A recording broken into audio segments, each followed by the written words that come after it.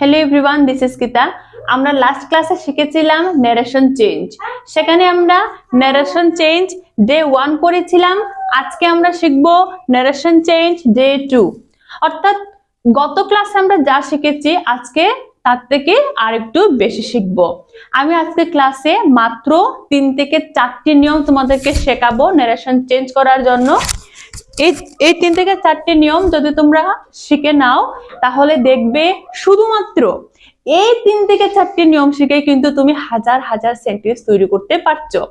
এবার অনেক টিচার আছেন যারা বলবেন যে আজকের এই ক্লাসটি দেখার পর থেকে তোমাদের ন্যারেশন চেঞ্জ আর দ্বিতীয় দিন বই খুলে দেখতে হবে না। বাট দেখো, যে টিচার বলেছেন উনি ওনার জায়গায় ঠিক বলেছেন, উনি হয়তো ঠিক করে বুঝিয়েছেন তোমাদের, কিন্তু তুমি একজন স্টুডেন্ট হিসাবে কতটুকু শিখতে পেরেছো, দ্যাট ইজ দ্য কোয়েশ্চেন। তুমি ওই ক্লাসটা দেখার পর নিজে নিজে কতটুকু প্র্যাকটিস করেছো, তুমি ক্লাসটা দেখার পর কতটুকু বুঝতে পেরেছো, সেটা হচ্ছে সবচেয়ে গুরুত্বপূর্ণ বিষয়। আমি ক্লাসটা করাবো, তোমার কাজ তুমি একটু মনোযোগ দিয়ে শুনো। দেখো, আজকে ক্লাস তারাই বুঝবে যারা লাস্ট ক্লাসটা দেখেছিলে। যদি ডে 1 ক্লাসটা না দেখো, ডে 2টা ক্লাসটা বুঝতে একটু অসুবিধা হবে। আমি অবশ্যই বলবো ডে 1 এর ক্লাসটা দেখে নাও। এবার দেখো, আমি প্রথম যে সেন্টেন্সটা লিখেছি, the scientist said the earth moves round the San. Scientist মানে বৈজ্ঞানিক। বৈজ্ঞানিক বলেছিলেন, দ্য সায়েন্টিস্ট সেড, একটু আস্তে কথা বলো। দ্য সায়েন্টিস্ট সেড, বৈজ্ঞানিক বলেছিলেন যে দ্য আর্থ, পৃথিবী, মুভস রাউন্ড দ্য সান, সূর্যের চারদিকে ঘুরে। পৃথিবী সূর্যের চারদিকে ঘুরে, এটা আগেও ঘুরতো, এখন ঘুরে, ভবিষ্যতেও ঘুরবে। মানে এই সেন্টেন্সটা হচ্ছে চিরন্তন সত্য। যখন আমরা চিরন্তন সত্য, এই যে চিরন্তন শব্দটা, এই যে চিরন্তন সত্য, যখনই আমরা কোনো সেন্টেন্স পাবো, মনে রাখবে সেই সেন্টেন্সকে যখন আমরা ইনডাইরেক্ট করব তখন কিন্তু তার টেন্সের কোনো রকম কোনো পরিবর্তন হবে না। এই কথাটা মাথায় রাখবে। তাহলে দেখো কি হবে, যেমন আছে তেমন লিখবো আমরা, এতে কোনো পরিবর্তন করব না। দ্য সায়েন্টিস্ট সেড, বৈজ্ঞানিক বলেছিলেন, কে বলেছিলেন, শুধু আমরা এখানে ডাবল ইনভার্টেডটাকে দ্যাট এর দ্বারা উঠিয়ে ফেলবো। ওকে, এবার দ্যাট দা আর্থ, এই জায়গায় আমি গতদিনও বলেছিলাম, আজকেও বলছি, একটু আস্তে কথা বলো। দ্যাট এর পরে আমরা যে শব্দ লিখবো, মানে দ্যাট এর পরে সবসময় কোনো না কোনো সাবজেক্ট বসে। এবার যে সাবজেক্টে বসুক সেই সাবজেক্টের প্রথম যে লেটারটা থাকবে সেটা কিন্তু সবসময় স্মল লেটারের হবে। এখানে দেখো, যখন দা আর্থ লিখেছি, এখানে টিটা ক্যাপিটাল লেটারের, ঠিক আছে। এখানে দা সায়েন্টিস্ট সেড সম্পূর্ণ একটা আলাদা বাক্য, আর the earth moves round the sun পুরো আলাদা আরেকটা বাক্য। কিন্তু যখন এই দুইটা বাক্যকে বা দুইটা সেন্টেন্সকে দ্যাট এর দ্বারা একটা সেন্টেন্স বানিয়েছি, তখন মনে রাখবে দ্যাট এর পরে আমরা যে সাবজেক্টে বসাবো সেই শব্দের শুরুটা কিন্তু স্মল লেটার দিয়ে হবে। ওকে, তারপর যেমন আছে তেমন, মুভস রাউন্ড দ্য সান, যেমন আছে তেমন, টেন্সের কোনো পরিবর্তন হবে না। The scientist said that the earth moves round the সান, বৈজ্ঞানিক বলেছিলেন যে পৃথিবী সূর্যের চারিদিকে ঘুরে। শেষ। আশা করি এখানে তোমাদের কোনো প্রশ্ন থাকবে না। সেকেন্ড দেখো, হি সেড টু আস, আমরা সবসময় জানি সেড টু এর বদলে টোল্ড হয়। হি টোল্ড, আসটা আস হবে, ঠিক আছে। আমরা জানি ডাবল ইনভার্টেড কমা আমরা দ্যাট এর দ্বারা উঠিয়ে দেই, ঠিক আছে। এবার দেখো, he said to us you will stay, সে আমাদেরকে বলেছিল তোমরা থাকবে। ইউ উইল স্টে, তোমরা থাকবে। তাহলে এখানে এই যে তোমরা, হি সেড টু আস, আমাদেরকে বলেছিল যে তোমরা থাকবে। তাহলে এখানে আসটা কি, এখানে ইউ হচ্ছে আস। ওকে, আর যখনই তোমরা এই রিপোর্টেড স্পিচের মধ্যে যখনই সাবজেক্ট ইউ পাবে, ইনডাইরেক্ট সেন্টেন্সে এই ইউটাকে আমরা পরিবর্তন করব সেড টু বা সেডের পরে যে অবজেক্ট থাকবে। ইউ সবসময় এই ভার্বের পরে যে অবজেক্ট থাকবে, অবজেক্ট অনুযায়ী তার পরিবর্তন ঘটবে। তাহলে এখানে যদি ইউ যদি আস হয়, আমরা দ্যাটের পরে আস লিখবো না। আমি একটু আগে বলেছিলাম দ্যাটের পরে সবসময় সাবজেক্ট হয়। তাহলে এই আসটা কোথা থেকে এসছে, এই আসটা এসেছে কিন্তু উই থেকে। তাহলে উই হচ্ছে একটা সাবজেক্ট, সাবজেক্ট কি বলতো, দ্যাট এর পরে কি বসে, দ্যাট এর পরে আমি বলেছি সাবজেক্ট বসে। সাবজেক্ট হলে আমরা কি কি পাই, I, he, she, we, they, you, এগুলো হচ্ছে সাবজেক্ট। আমরা সবসময় দ্যাট এর পরে সাবজেক্ট বসাই। তাহলে দ্যাট এর পরে আমরা আস তো বসাতে পারবো না, আস তো অবজেক্ট, তাহলে আমরা দ্যাট এর পরে সাবজেক্ট বসিয়ে দিলাম। ইউ যদি আস হয় তাহলে আস এর বদলে আমরা উই লিখতে পারি। উই এর পরে এখানে উইলটা পাস্ট টেন্স, আমরা কি জানি দেখো, আমরা জানি যে রিপোর্টিং ভার্ব যদি পাস্ট টেন্স হয় রিপোর্টেড স্পিচটাও পাস্ট টেন্সে হবে। এই হিসাবে উইল তো এখানে উড হওয়ার কথা, বাট এটা হবে না। উইল উড কেন হবে না, আমরা আগে শিখেছিলাম যে যদি সাবজেক্ট আই এবং উই হয়, আই এবং উই এর সঙ্গে ফিউচার টেন্সে আমরা সব সময় শ্যাল ব্যবহার করি এবং শ্যালের পাস্ট ফর্ম হচ্ছে শুড। ওকে, কিন্তু যখন আমাদের subject he, she, we, they, we নয় sorry, he, she, they, you হবে, তখন আমরা এগুলির সঙ্গে ফিউচার টেন্সে উইল ব্যবহার করি এবং উইল এর পাস্ট টেন্স হচ্ছে উড। মনে থাকবে? তাহলে এখানে উই এর পরে আমরা কি লিখবো, শুড হবে, তারপরে স্টে।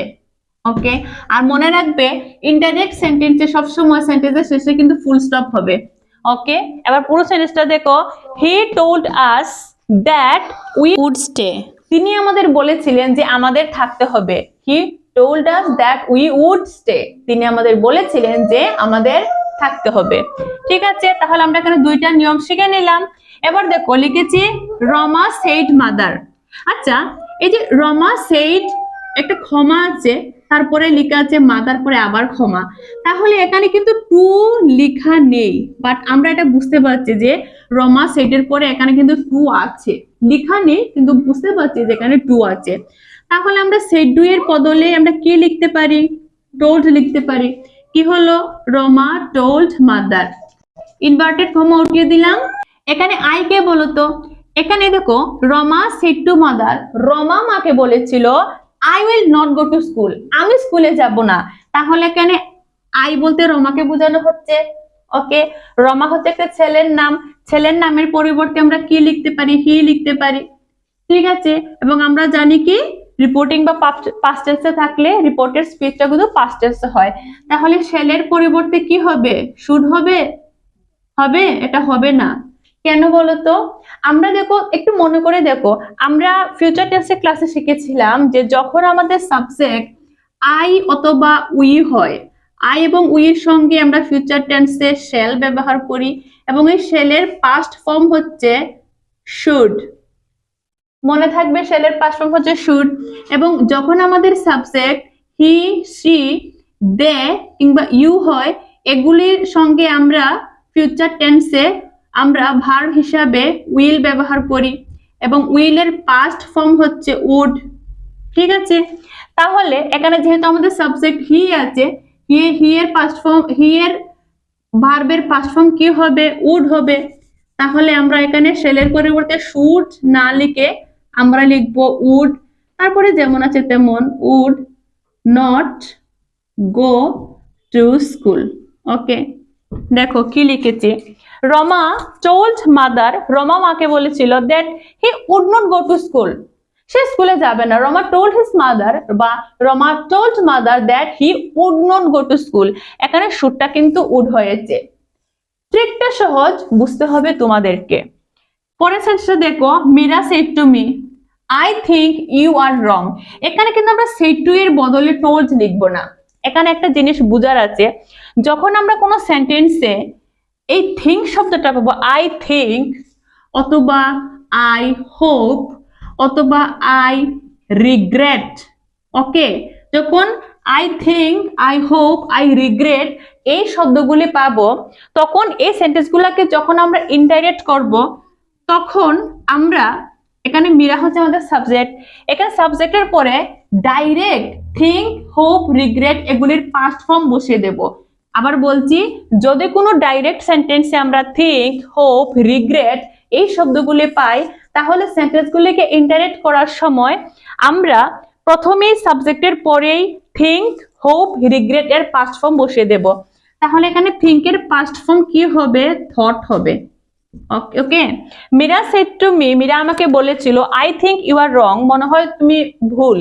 আমি এটাকে ইনডাইরেক্টলি কি করব, মীরা থট দ্যাট, এগুলোর পরিবর্তে দ্যাট দিলাম, দ্যাট এখানে ইউ বলতে কে বলতো, আমরা সব সময় জানি ইউ ইনডাইরেক্ট সেন্টেন্সে না, যদি ডাইরেক্ট সেন্টেন্সে ইউ থাকে, ইউটাকে আমরা ইনডাইরেক্ট সেন্টেন্সে পরিবর্তন করব এই দ্বিতীয়টার দিকে তাকিয়ে। দ্বিতীয়টা বলতে কি, ভার্বের পরে যে অবজেক্টটা থাকবে সেটাই দ্বিতীয়টা বলছি। তাহলে এখানে ইউ যদি মি হয়, তো মি এর পরিবর্তে আমি কি লিখবো, আই লিখবো। ওকে, আমরা জানি ডাইরেক্টে যদি আস থাকে, ইনডাইরেক্টে সেটা উই হয়। ওকে, আর ডাইরেক্টে যদি মি থাকে, ইনডাইরেক্টে সেটা আই হয়। ওকে, তাহলে আই দেখো কি লিখেছে, Meera thought that I were, এখানে আরটা কি হবে, আমি লাস্ট ক্লাসে বলেছিলাম যে যদি আমরা কখনো এম ইজ আর পাই, তাহলে এগুলির বদলে ইনডাইরেক্ট হয়ে যাবে ওয়াজ ওয়্যার। যদি আমরা ডাইরেক্টে হ্যাজ অথবা হ্যাভ পাই, ইনডাইরেক্টে হয়ে যাবে হ্যাড। ওয়াজ কিংবা ওয়্যার পাই, ইনডাইরেক্টে সেটা হয়ে যাবে হ্যাড বিন। ওকে, তাহলে কি হবে, আই এর পরে আরটা কি হবে, ওয়্যার, আই ওয়্যার রং। এবার পুরো সেন্টেন্সটা দেখো, Meera said to me, Meera আমাকে বলেছিল I think you are wrong, মনে হয় তুমি ভুল, ইনডাইরেক্ট হয়ে গেছে Meera thought that I were wrong. Meera ভেবেছিল যে আমি হয়তো ভুল ছিলাম, Meera thought that I were wrong. বুঝেছো? একটু মনোযোগ দিয়ে ক্লাসে দেখো, নিশ্চয়ই বুঝবে। গৌরব সেড, গৌরব বলেছিল, এখানে ক্ষমা আছে, তারপরে লিখেছি আই হোপ, আবার ক্ষমা আছে। Gaurav said I hope I shall get the money, Gaurav বলেছিল আমি আশা করছি যে আমি টাকা পাবো, I shall get the money.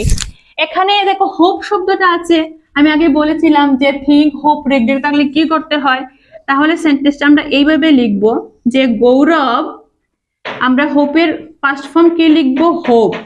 Gaurav hopped that, এখানে আই বলতে কে, আই বলতে গৌরব, তো দ্যাটের উপর আমরা ডাইরেক্ট গৌরব নাম বলবো না, গৌরব যেহেতু ছেলে, তাহলে তার নামের পরিবর্তে আমরা হি লিখবো। ওকে, হি লিখবো, দ্যাট হি, দাঁড়াও পরিষ্কার করে লিখি, দ্যাট হি শেলের পরিবর্তে আমরা এখানে উড লিখবো। আমরা জানি হি এর পরে উড বসে ফার্স্ট ফর্মে, হি উড গেট দ্য মানি।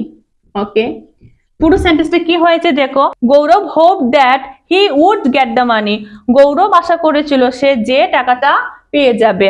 তাহলে এখানে সেন্টেন্স আমরা হোপ পেয়েছি, এই জন্য ইনডাইরেক্ট সেন্টেন্সে ডাইরেক্ট আমরা সাবজেক্টের পরে হোপের পাস্ট ফর্ম হোপড বসিয়ে সেন্টেন্সটাকে ইনডাইরেক্ট করে দিয়েছি। এখানে যে আমি তোমাদেরকে এই যে 2-4টি নিয়ম শিখিয়ে দিলাম, তোমরা যদি শুধু এই নিয়মগুলিকে একবার মাথায় ঢুকিয়ে নিতে পারো, তাহলে দেখবে ন্যারেশন চেঞ্জ তোমাদের কাছে খুব সহজ। আগামী দিনে আমি তোমাদেরকে এক্সক্লেমেটরি ইম্পারেটিভ সেন্টেন্সের উপরে ক্লাস করাবো। যদি আজকে ভিডিওটি ভালো লাগে অবশ্যই একটা লাইক করবে। চ্যানেলে প্রথমবার হয়ে থাকলে now subscribe my channel to get more and more information from my channel. Thank you very much.